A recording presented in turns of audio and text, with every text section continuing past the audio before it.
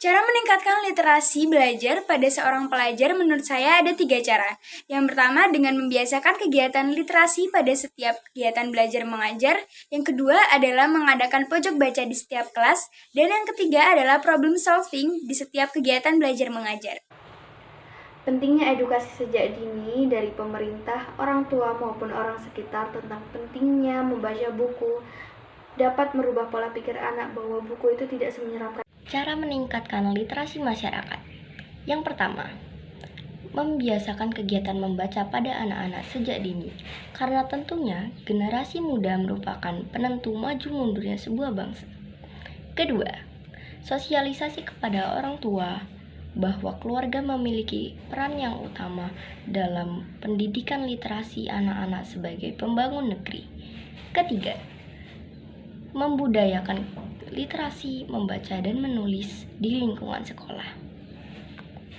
Membimbing murid melalui sebuah permainan literasi, membiasakan kegiatan baca di kelas, dan mengoptimalkan fungsi perpustakaan di sekolah.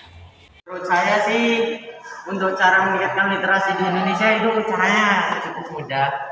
Kayak dibiasakan dari Senin sampai Jumat itu sebelum mulai pelajaran pertama bisa dengan literasi dulu, terserah boleh 10 menit, boleh mau 5 menit juga boleh. Yang penting meskipun sebentar baca bukunya tapi rutin gitu. Jadi awalnya 5 menit suka, terus jadi lebih suka, naik 10 menit, naik lagi 15 menit sampai nanti suka sendiri baca buku. Atau juga baca buku gak harus dari lihat buku langsung, kan sekarang udah ada HP, laptop dan segala lainnya. Kalian juga bisa baca lewat HP, baca berita-berita terbaru. Menurut saya, cara meningkatkan minat literasi baca pada masyarakat pastinya dimulai dari diri kita sendiri dan perlahan kita mengajak teman kita untuk rajin membaca. Minimal kita menelaah setiap kata yang telah kita baca perharinya. Tentunya kesadaran dan keprihatinan kita terhadap kurangnya cakrawala menjadi hal yang utama dalam hal ini. Kita harus mengedukasi masyarakat, khususnya para pelajar, dengan cara yang lebih modern atau tidak membosankan, agar menarik para remaja masa kini untuk meningkatkan minat baca di Indonesia dan dapat membuat semua orang berpikir secara kritis.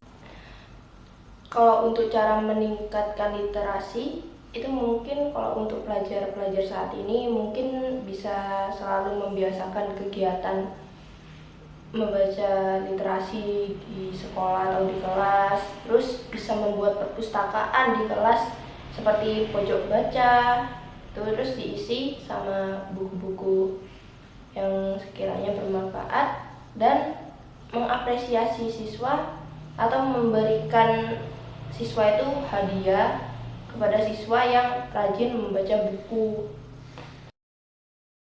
Menurut saya, perkembangan teknologi di Indonesia sudah cukup berkembang dalam berbagai bidang. Dampak positif yang dapat kita ambil, kita dapat melakukan segala hal secara mudah dan instan. Sedangkan dampak negatif yang dapat kita ambil adalah kita dapat terlalu lalai dan terlalu terobsesi dalam penggunaan teknologi yang berlebih dan kurang bermanfaat.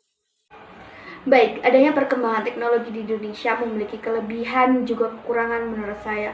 Di sini menurut saya kelebihannya kita dapat mengakses internet dengan cepat dan di mana saja, informasi mudah didapatkan. Juga teknologi zaman sekarang dapat membantu kita dalam kehidupan sehari-hari.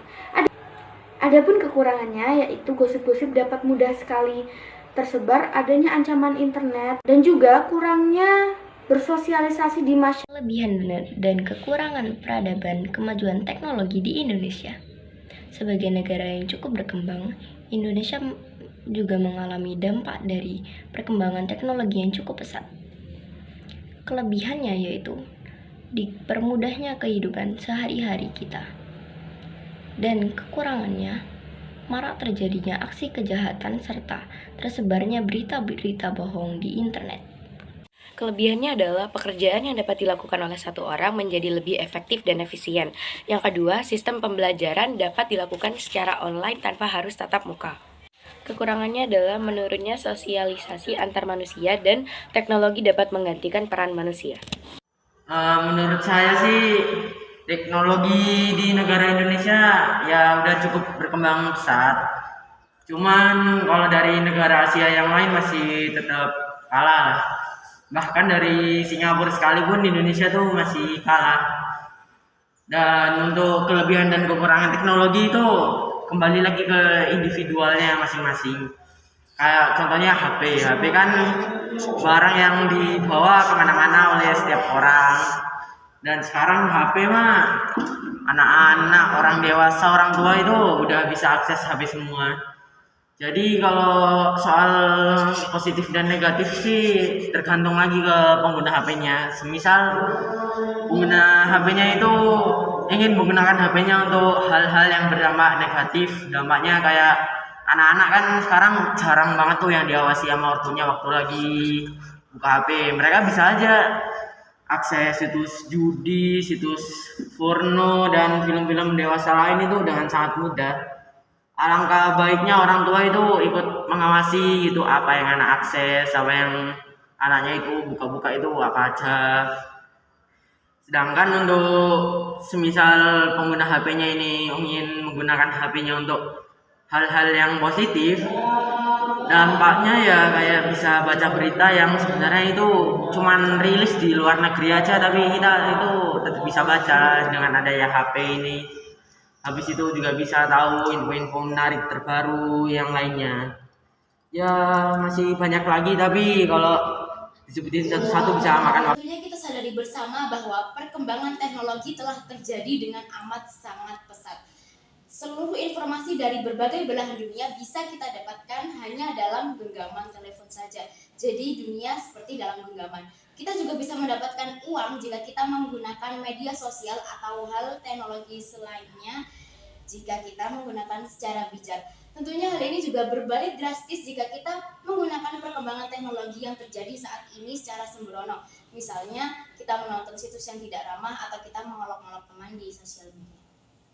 Kelebihan, kita dapat dimudahkan menggunakan teknologi di era masa kini dengan terbuka karena teknologi masa kini sudah bisa mengakses banyak media pembelajaran dan bisa dilakukan dimanapun, yang sudah jelas sangat mempermudah para pelajar untuk mendapatkan ilmu. Kekurangan, saat teknologi canggih sudah masuk di Indonesia, banyak remaja yang salah menggunakan atau memanfaatkan teknologi dengan baik, sehingga penggunaan teknologi menjadi salah atau tidak bermanfaat. Maka dari itu, lebih ditingkatkan untuk mendidik para remaja agar bisa menggunakan teknologi di era masa kini dengan baik, bijak, dan benar. Kalau untuk saya sendiri, untuk pendapat kemajuan teknologi yang ada di Indonesia sekarang itu udah cukup lumayan bagus lah ya, seperti kayak contohnya kita bisa membayar makanan atau kalau mau kirim uang itu tinggal transfer dari bank, terus bisa bayar lewat HP, dan juga antar barang itu jadi lebih mudah gitu lewat aplikasi, dan makanan juga kalau mau pesan lewat aplikasi juga lebih mudah. Kekurangannya mungkin kalau untuk sekarang di kalangan pelajar-pelajar kalau tentang HP mungkin bikin malas atau kayak kecanduan gitu. Ya mungkin itu aja, sekian, terima kasih.